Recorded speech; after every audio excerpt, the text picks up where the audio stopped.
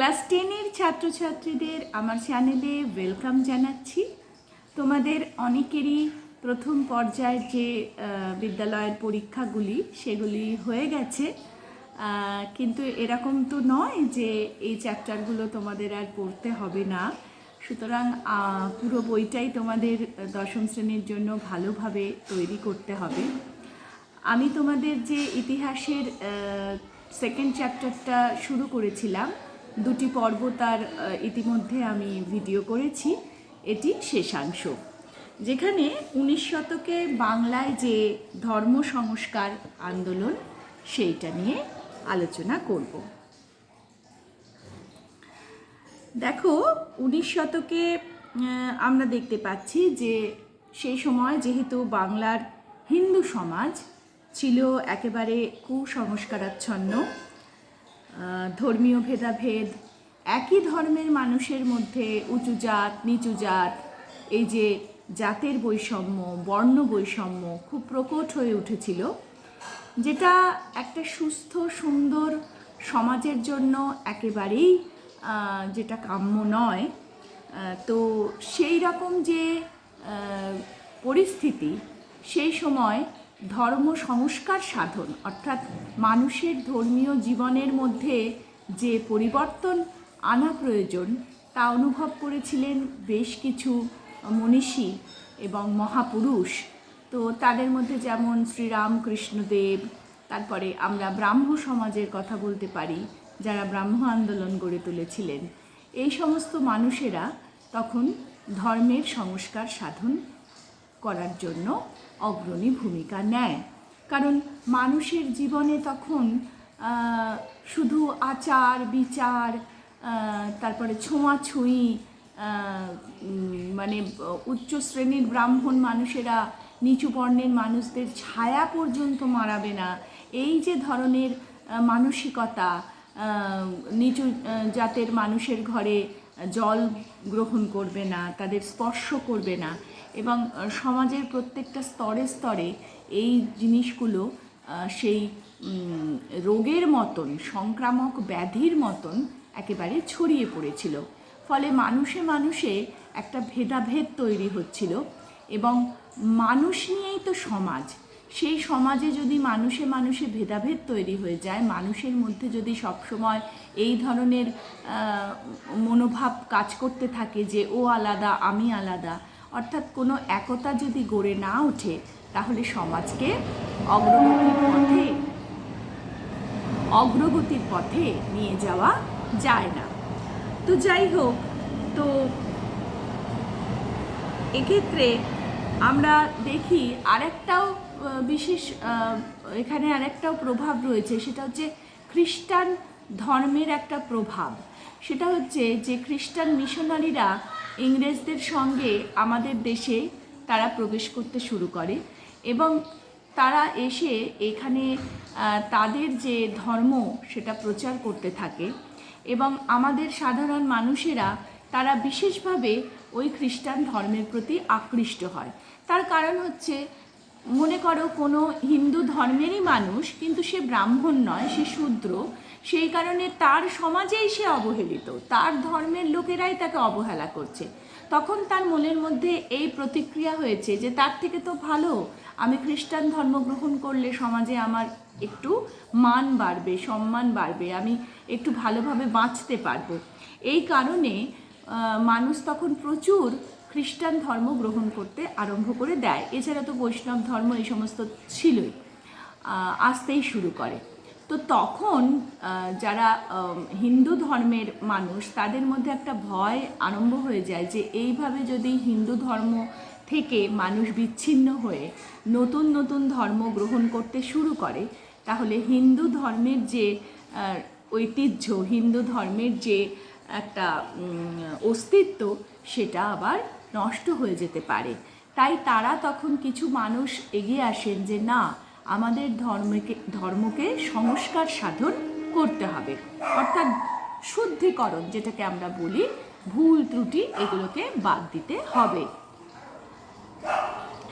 এবং এখানে আমরা শ্রী রামকৃষ্ণদেবের কথা বললাম, এবং এই যে স্বামী বিবেকানন্দ বেদান্ত দর্শনের দ্বারা বুঝিয়েছিলেন যে জীব সেবাই হলো ঈশ্বর সেবা, তাই না? জীবে প্রেম করে যেই জন সেই জন সেবিছে ঈশ্বর। প্রত্যেক জীবের মধ্যে রয়েছেন ঈশ্বর, এবং তাই জীব সেবা মানে ঈশ্বরের সেবা। আমরা রাজা রামমোহনের কথাও দেখেছি যে তিনি পৌত্তলিকতা অর্থাৎ এই বিভিন্ন রকম মূর্তি পূজা এইগুলোর ঘোর বিরোধিতা করেছেন। যে ধর্ম মানে এই জাত পাত ছোঁয়াছুঁই এসব নয়।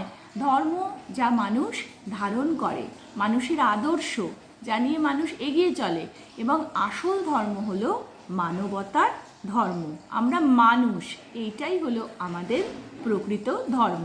এবং মানুষকে তার মানুষের মতন আচরণ করতে হবে, অর্থাৎ তার মধ্যে যে মনুষ্যত্ব বোধ সেইটার বিকাশ আমাদের থাকতে হবে, তবে আমরা মানুষ, তাই না? তো এই ক্ষেত্রে ব্রাহ্ম আন্দোলন একটা বিশাল ভূমিকা নিয়েছিল আমাদের বাংলার নবজাগরণের সময় 19 শতকে। হিন্দু সমাজের এই ধর্মীয় কুসংস্কারের বেড়াজাল থেকে হিন্দু ধর্মকে রক্ষা করার জন্য এই যে মূর্তি পূজা, এই যে আড়ম্বরপূর্ণ আচার অনুষ্ঠান, পুজো মানেই বিশাল বিশাল ব্যাপার, যজ্ঞ, এই সমস্ত ব্রাহ্মণরা তখন নিজেদের স্বার্থ সিদ্ধি করার জন্য খালি বলতেন যে এই চাই ওই চাই। বিশাল একটা পুজো করা মানে বিশাল আড়ম্বরপূর্ণ ব্যাপার। এই যে বহু দেবতা, বহু ঈশ্বর, 33 কোটি দেবদেবী, এইসবের হাত থেকে এই হিন্দু ধর্মকে বাঁচানোর জন্য ব্রাহ্ম আন্দোলন শুরু হয়।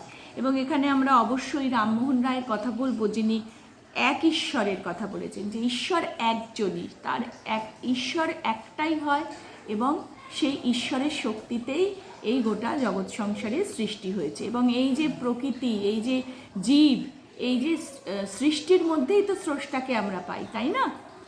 এবং সে নিরাকার, অর্থাৎ এত রকম মূর্তি পূজা, এত রকম পূজা পার্বণ, দেব দেবী, এই আরাধনা, এগুলো শুধুই মানুষের মানে মনের এক একটা মনের চাহিদা ছাড়া আর কিছু নয়। শুধুমাত্র একজন ঈশ্বরের প্রতি আমরা শ্রদ্ধাশীল থাকতে পারি, তাকেই ভক্তি করতে পারি, তারই উপাসনা করতে পারি, এবং আসল ধর্ম হলো মানবতার ধর্ম। তো এইভাবে 1815 খ্রিস্টাব্দে আত্মীয় সভা প্রতিষ্ঠা করেছিলেন হিন্দু ধর্মীয় কুসংস্কারের বিরুদ্ধে তিনি প্রতিবাদের ঝড় তুলেছিলেন। এবং এই যে 1815 সালে তার এই আত্মীয় সভা নিরাকার ব্রহ্মের উপাসনা ও একেশ্বরবাদ তিনি প্রচার করেন, এবং 1828 ব্রাহ্ম সভা গড়ে তোলেন, এবং 1830 খ্রিস্টাব্দে তা ব্রাহ্ম সমাজ নামে পরিচিত হয়। এরপর দেখো রামচন্দ্র বিদ্যাবাগীশ এর কথা আমরা জানতে পারি। তিনি ব্রাহ্ম সভার প্রথম সচিব ছিলেন, রামচন্দ্র বিদ্যাবাগীশ। এরপর তো অবশ্যই রয়েছে দেবেন্দ্রনাথ ঠাকুরের কথা আমাদের পড়তে হবে। তিনি তত্ত্ববোধিনী সভা প্রতিষ্ঠা করেছিলেন, এবং তার হাত ধরেই ব্রাহ্ম সমাজ ব্রাহ্ম ধর্মে উন্নীত হয়। তাহলে এইগুলো মনে রাখতে হবে। 1815-তে গড়ে তুলেছিলেন রাজা রামমোহন রায় আত্মীয় সভা, সেখান থেকে 1828 হলো ব্রাহ্ম সমাজ, এবং ব্রাহ্ম সভা, এবং 1830-এ সেটাই হলো ব্রাহ্ম সমাজ। আবার ব্রাহ্ম সমাজকে ব্রাহ্ম ধর্মে উন্নীত করেছিলেন কিন্তু দেবেন্দ্রনাথ ঠাকুর। প্রথম ব্রাহ্ম সভার সচিব ছিলেন রামচন্দ্র বিদ্যাবাগীশ। তোমাদের অনুরোধ করব আমার ভিডিওগুলোকে এই কারণেই তোমরা ফলো করো, এখানে অনেক বিশদে আমি তোমাদের বলার চেষ্টা করছি। এবং তোমরা জানো যে ইতিমধ্যেই তোমরা বুঝে গেছো যে ইতিহাসের প্রশ্ন নিয়ে একটু সমস্যা তৈরি হয়, যে ইতিহাস একটু কঠিন হয়ে যাচ্ছে। তারপর দেখো আমরা দেখতে পাই যে এরা প্রচুর কাজ করছেন হিন্দু ধর্মের উন্নতি সাধনের জন্য। ব্রাহ্ম উপাসনার নতুন পদ্ধতি প্রচলন করছেন, একাধিক গ্রন্থ তারা রচনা করছেন, বেদান্তকে অভ্রান্তভাবে নির্ভুলভাবে ব্যাখ্যা করছেন, ধর্মীয় কুসংস্কারের বিরুদ্ধে লড়াই করছেন, একাধিক বিদ্যালয় তৈরি করছেন। তার সঙ্গে তো তাদের নারী স্বাধীনতার জন্য তারা প্রচুর আন্দোলন করেছেন, ধর্মীয় কুসংস্কারের বিরুদ্ধে, এই যে বিধবা বিবাহ প্রচলনের জন্য, সতীদাহ প্রথা বন্ধের জন্য, প্রতিটা ক্ষেত্রেই তাদের বিশেষ ভূমিকা অনস্বীকার্য। এবং দেখা যাচ্ছে যে দেবেন্দ্রনাথ ঠাকুর এমনই এক অগ্রণী ভূমিকা নিয়েছিলেন যে রাজা রাধাকান্ত দেব তাকে মহর্ষি উপাধিতে ভূষিত করেছিলেন। তাহলে দেবেন্দ্রনাথ ঠাকুরকে মহর্ষি উপাধি দিয়েছিলেন রাজা রাধাকান্ত দেব। এরপরে দেখো আমরা দেখতে পাচ্ছি ব্রাহ্ম সমাজের এই যে হাল ধরছেন কেশবচন্দ্র সেন, এবং তিনি বেদকে অভ্রান্ত বলে মনে করতেন। জাতিভেদ প্রথা, পৌত্তলিকতা, এই যে উপবিদ ধারণ, পৈতে পড়া, এই সমস্ত তিনি বিরোধী ছিলেন। এবং তার যীশুখ্রিস্টের প্রতি, চৈতন্যদেবের প্রতি বিশেষ শ্রদ্ধা ছিল। এর থেকেই তো আমরা কি শিক্ষা পাই, যে আমি আমার হিন্দু ধর্মকে লালন পালন করব, কিন্তু আমি পরধর্মকে কখনোই অবহেলা করব না। আমি মুসলিম, আমি আমার মুসলমান ধর্মকে ভক্তি করব, কিন্তু পরধর্মকে অসম্মান করব না, তাই না? সকলের ধর্মই তার কাছে সত্য। সুতরাং আমি আমার ধর্ম পালন করব এবং অন্য ধর্মকেও শ্রদ্ধা করব। এটাই হচ্ছে সুশিক্ষিত সুসভ্য মানুষের প্রকৃতি হওয়া উচিত, এবং এরকম হলে তবে আমাদের সমাজটা হবে সুন্দর। কিন্তু ব্রাহ্ম সমাজ তো তৈরি হলো, কিন্তু আমরা দেখি যে এই ব্রাহ্ম সমাজের মধ্যে নানা কারণে নানা সময়, কারণ দেখো এটা তো মনে রাখতেই হবে যে সব মানুষ একরকম নয়, সবার চিন্তা ভাবনা একরকম নয়, একই কাজ এক একজন মানুষ এক এক রকমভাবে করে। একটা সামান্য রান্নাও 5 জনকে রান্না করতে দিলে 5 জন 5 রকম মশলা দিয়ে রান্না করবেন। এখন সেই কারণে যেহেতু মানুষে মানুষে ভেদাভেদ রয়েছে, তাদের মানসিকতায় ভেদাভেদ রয়েছে, সেই কারণে আমরা দেখতে পাচ্ছি যে যুগের পরিবর্তনের সঙ্গে সঙ্গে ব্রাহ্ম সমাজের মধ্যে কিন্তু আমরা বিভাজন দেখেছি। যেমন যেটা বারবার বলছি যে ব্রাহ্ম সভা হলো 1828-এ, তারপর দেখো ব্রাহ্ম সমাজ 1830-এ, এবং এই ব্রাহ্ম সমাজের দুটো ভাগ আমরা পাচ্ছি, যেরকম আদি ব্রাহ্ম সমাজ এবং তারপরে আমরা পাচ্ছি ভারতবর্ষীয় ব্রাহ্ম সমাজ। এই দেবেন্দ্রনাথ ঠাকুরের যে প্রতিষ্ঠিত আদি ব্রাহ্ম সমাজ, ভুলে গেলে চলবে না, আদি ব্রাহ্ম সমাজ প্রতিষ্ঠা করেছেন দেবেন্দ্রনাথ ঠাকুর, এবং তার থেকে চলে আসছে পরবর্তীতে ভারতবর্ষীয় ব্রাহ্ম সমাজ, সেটা প্রতিষ্ঠা করছেন কেশবচন্দ্র সেন। এবং এই যে ভারতবর্ষীয় ব্রাহ্ম সমাজ, তা আবার দুটি ভাগে ভাগ হয়েছে। একটি সাধারণ ব্রাহ্ম সমাজ, যেটা 1878-এ, এবং আবার আমরা দেখতে পাচ্ছি নববিধান ব্রাহ্ম সমাজ একটি প্রতিষ্ঠা হয়েছে 1880-তে, সেটাও আবার প্রতিষ্ঠা করেছিলেন কেশবচন্দ্র সেন। এইভাবে তোমরা দেখবে যে ব্রাহ্ম সমাজের বিভাজনগুলো তোমরা অবশ্যই পড়বে, এবং কে কখন কিভাবে ব্রাহ্ম সমাজ প্রতিষ্ঠা করছেন এই সমস্তগুলো পড়বে, এবং তার সাথে তাদের এই যে কর্মকাণ্ড, ব্রাহ্ম আন্দোলনের গুরুত্বপূর্ণ দিকটাই ছিল সমাজসেবা এবং জনসেবামূলক কাজকর্ম করা। ধর্মীয় উদারনীতি প্রতিষ্ঠার মাধ্যমে জাতীয়তাবাদের আদর্শ গড়ে তোলা, যে আমরা ভারতবাসীরা একটি জাতি, আমাদের মধ্যে নানা ধর্মের নানা ভাষাভাষীর মানুষ থাকতে পারে, কিন্তু আসলে আমরা একটি জাতি, সেই জাতি হলো ভারতীয় জাতি।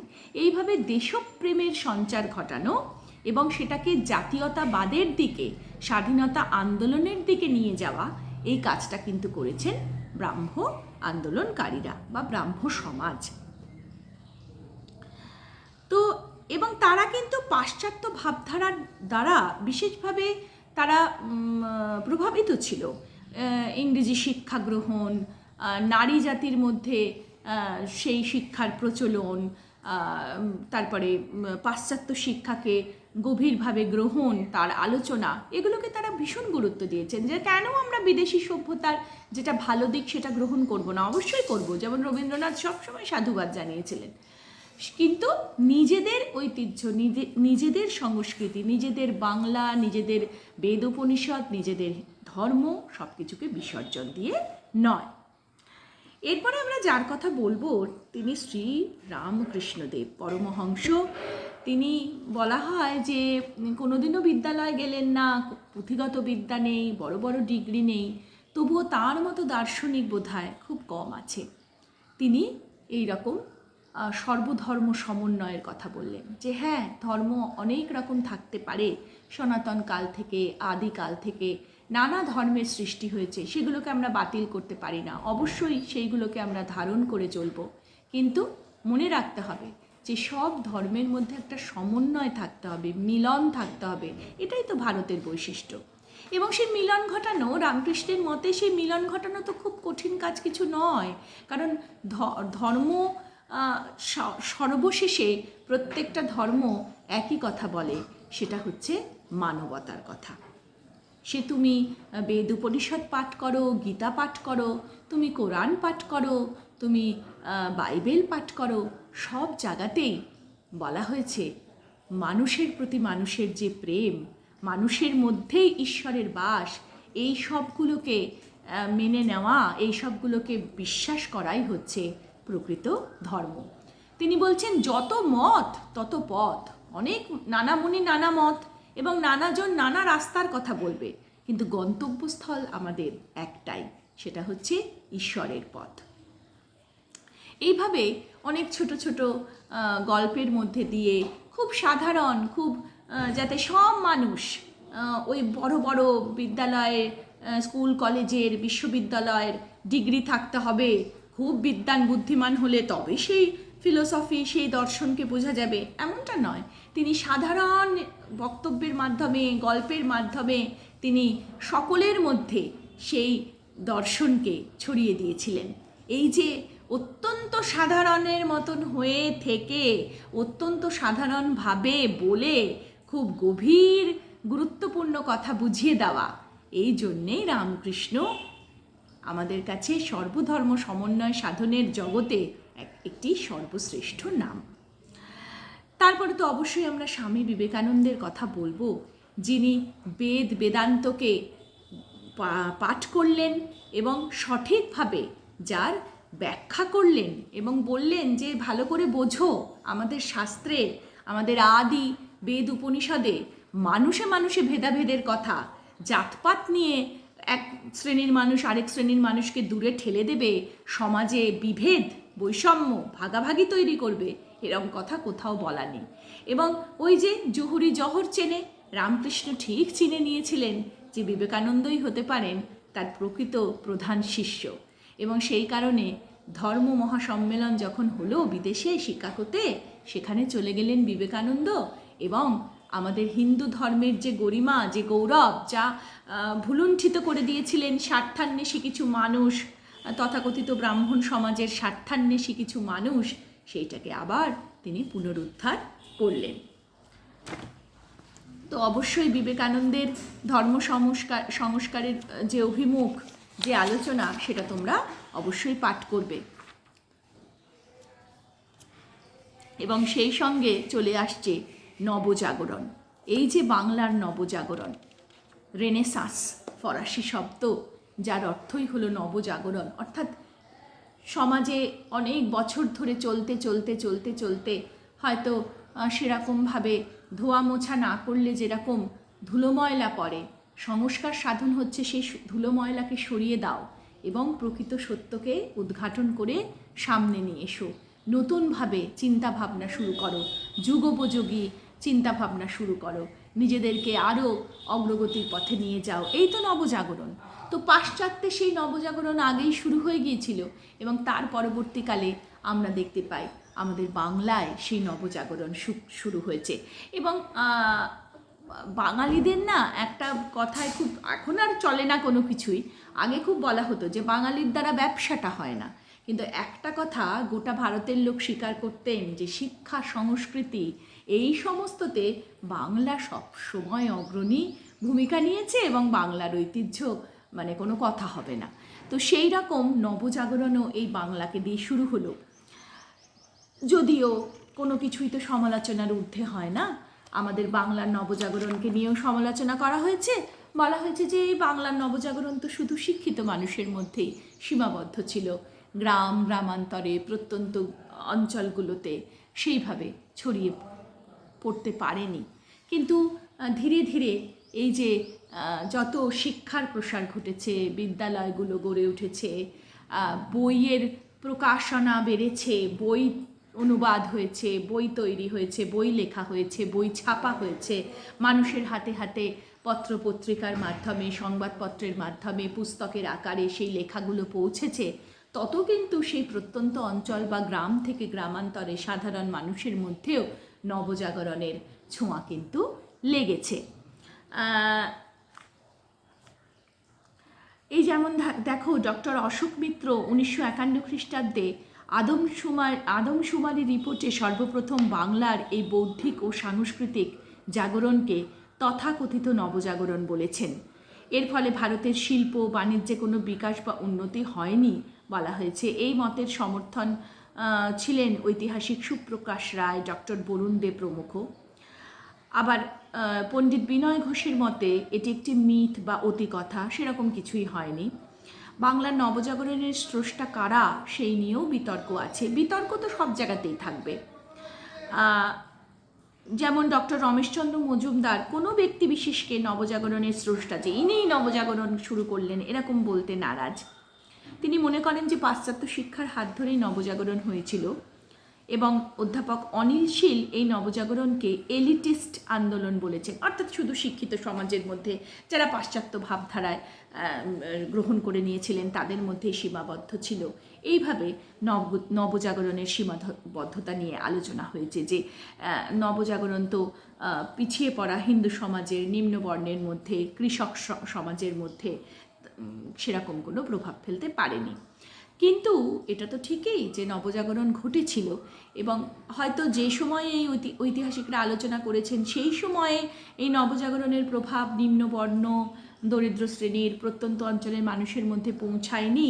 কিন্তু পরবর্তীতে যত সময়ের অগ্রগতি হয়েছে সেই নবজাগরণের হাওয়ায় কিন্তু হাওয়া তাদের কাছে গিয়েও পৌঁছেছে। তবু এর গুরুত্বকে তো আমরা অস্বীকার করতে পারি না, কারণ এই নবজাগরণ শিক্ষিত সমাজের মধ্যেও যেটুকু হয়েছিল সেটারও কিন্তু প্রয়োজন সেই সময় আমাদের বাংলায় ছিল। তো দেখো, আমি তোমাদের বলবো যে নতুন নতুন চ্যাপ্টার তোমরা পড়বে, এবং তার সাথে সাথে পুরনো চ্যাপ্টারগুলোকেও রিভিশনের মধ্যে রাখবে, কারণ মনে রাখতে হবে যে এই সামনে তোমরা যারা মাধ্যমিক দিতে চলেছ, পুরো বইটাই কিন্তু তোমাদের নখদর্পণে থাকা দরকার। ভিডিও ভালো লাগলে শেয়ার করো, লাইক করো, কমেন্ট করো, আর চ্যানেলটা সাবস্ক্রাইব করতে একদম ভুলো না।